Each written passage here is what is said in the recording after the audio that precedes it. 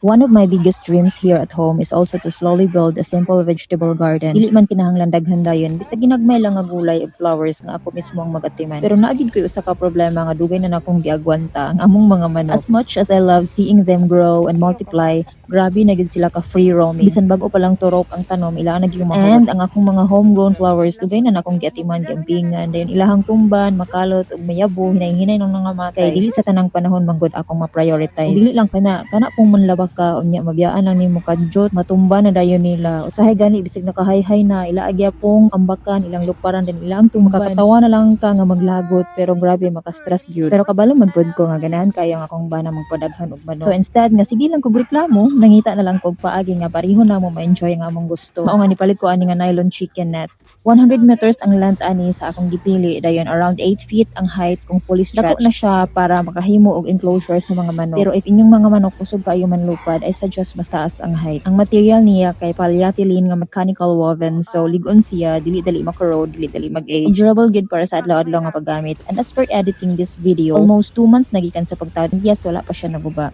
Sa among experience, kaya ra niya ang among chicken flock kasi giuglihok sulod sa enclosure. Actually, naapa gani mga pabo sa sulod ana. So, durable gid siya. Napod siya rope nga appeal sa package para sa installation. Pero sa akong opinion, mas dali ug mas limpyo gud kung tie wire ang gamiton. Masayon siya i-adjust ug masayon siya hugtan. Labaw sa tanan, mas dali i-install basta naay tie wire. Ug isa ka tip kung plano ninyo mag-install ani, mas nindot gud kung ligon ang inyong mga poste. Kung naamoy kawayan, treated wood, or metal post, mas gwapo o mas durable ang resulta. Ang mga manggod, temporary ra ka ay kinahanglan na gid namo silang makulong. Sunod na lang ang mas permanent nga setup.